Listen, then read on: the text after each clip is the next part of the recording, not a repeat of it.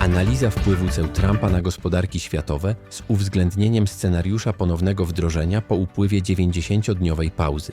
Niniejsza analiza koncentruje się na wieloaspektowym wpływie potencjalnego ponownego wdrożenia zawieszonych ceł, szczególnie na gospodarki światowe i Polskę. Ocenie poddano również przewidywane zmiany na rynkach walutowych z uwzględnieniem dolara, euro i złotego. 3 kwietnia 2025 roku administracja prezydenta Donalda Trumpa ogłosiła pakiet wysokich ceł, który objął niemal cały świat. Dokładnie 184 kraje oraz obszary zamorskie, a także całą Unię Europejską potraktowaną jednolicie. Ten bezprecedensowy ruch wywołał natychmiastowe reakcje na rynkach finansowych i poważne zaniepokojenie partnerów handlowych USA. Zaledwie kilka dni później, 9 kwietnia, Trump ogłosił wprowadzenie 90-dniowej pauzy, podczas której cła zostały tymczasowo obniżone do 10% dla większości krajów. Jednak nawet w okresie tej pauzy cła na towary z Chin nie tylko pozostały na wysokim poziomie, ale zostały jeszcze bardziej podniesione, łącznie z poprzednimi do 145%. Prawdopodobieństwo ponownego wdrożenia ceł analiza obecnej sytuacji wskazuje na wysokie prawdopodobieństwo ponownego wprowadzenia ceł w pełnej wysokości po zakończeniu 90-dniowej pauzy w lipcu 2025 roku. Kilka czynników przemawia za takim scenariuszem. Retoryka prezydenta Trumpa pozostaje agresywna i bezkompromisowa, co sugeruje małą skłonność do ustępstw w polityce handlowej. Następnie podejście administracji do negocjacji handlowych opiera się na wywieraniu maksymalnej presji, co wskazuje, że tymczasowe obniżenie ceł może być jedynie taktycznym posunięciem. Kolejny. Szczególna koncentracja na Chinach jako głównym rywalu gospodarczym USA sugeruje, że nawet jeśli cła wobec niektórych partnerów zostaną złagodzone, te wymierzone w Chiny mogą pozostać na wysokim poziomie. Trump otwarcie przyznaje, że jego polityka celna wywiera presję na inne kraje, mówiąc: te kraje dzwonią do nas i całują mnie po tyłku. Zrobią wszystko, żeby zawrzeć umowę. Nieformalnie mówi się o kontrolowanym obniżeniu wartości dolara, by móc taniej spłacać zadłużenie państwa. Krótkoterminowe konsekwencje gospodarcze dla świata i Polski. Zespół analiz ekonomicznych EY przewiduje, że w wyniku wprowadzenia ceł światowy handel w 2026 roku będzie o ponad 5% mniejszy niż w scenariuszu bez ceł. To znaczące zmniejszenie wymiany handlowej będzie miało istotne konsekwencje dla globalnego wzrostu gospodarczego, szczególnie dla gospodarek silnie uzależnionych od eksportu. Skutki dla Unii Europejskiej. Analitycy szacują, że wzrost PKB Unii Europejskiej może spowolnić aż o 1,4 punktu procentowego w 2026 roku w porównaniu ze scenariuszem bez ceł. Ta znacząca redukcja odzwierciedla silne powiązania handlowe między Unią Europejską a USA oraz potencjalny efekt domina w przypadku globalnego spowolnienia handlu. Konsekwencje dla Polski. Wpływ ceł na polską gospodarkę, choć istotny, wydaje się być łagodniejszy niż w przypadku całej Unii Europejskiej. Zespół analiz ekonomicznych szacuje, że wzrost PKB Polski może być o 0,2 punktu procentowego niższy w 2025 roku i o 0,9 punktu procentowego niższy w 2026 roku.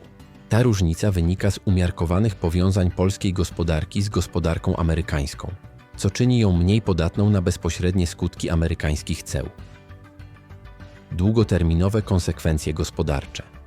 Utrzymanie wysokich ceł przez dłuższy okres może prowadzić do fundamentalnych zmian w strukturze światowego handlu i łańcuchach dostaw. Długoterminowe konsekwencje mogą obejmować restrukturyzacja łańcuchów dostaw. Firmy będą zmuszone do reorganizacji swoich łańcuchów dostaw, aby zminimalizować wpływ ceł. Może to prowadzić do przeniesienia produkcji między krajami, dywersyfikacji dostawców oraz większej regionalizacji handlu. Te zmiany strukturalne mogą być kosztowne i czasochłonne, ale w długim okresie mogą pomóc firmom w adaptacji do nowego otoczenia handlowego. Zmiana wzorców handlowych. Długotrwałe stosowanie wysokich ceł może doprowadzić do trwałych zmian w globalnych wzorcach handlowych. Kraje mogą dążyć do dywersyfikacji swoich partnerów handlowych, aby zmniejszyć zależność od rynków objętych cłami. To z kolei może prowadzić do powstawania nowych sojuszy handlowych i wzmocnienia regionalnych bloków gospodarczych. Spadek globalnej produktywności. Bariery handlowe zwykle prowadzą do mniej efektywnej alokacji zasobów, co w długim okresie może skutkować spadkiem globalnej produktywności. Firmy mogą być zmuszone do produkcji w mniej efektywnych lokalizacjach lub do rezygnacji z korzyści wynikających ze specjalizacji i ekonomii skali. Wpływ na inwestycje. Niepewność związana z polityką handlową może negatywnie wpływać na decyzje inwestycyjne firm. W dłuższej perspektywie może to prowadzić do spowolnienia modernizacji gospodarki i tempa wzrostu produkcyjności. Wpływ na rynki walutowe. Wprowadzenie ceł przez Trumpa już wywołało istotne zmiany na rynkach walutowych. W przypadku ponownego wdrożenia ceł można spodziewać się dalszych zmian w kursach walut. Dolar amerykański. W przypadku ponownego wprowadzenia ceł reakcja dolara może być niejednoznaczna.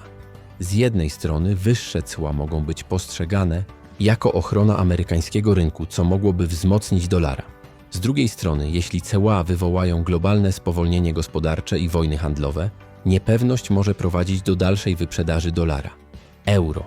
Euro może początkowo stracić na wartości w reakcji na ponowne wprowadzenie ceł, szczególnie jeśli UE będzie jednym z głównych celów amerykańskiej polityki handlowej.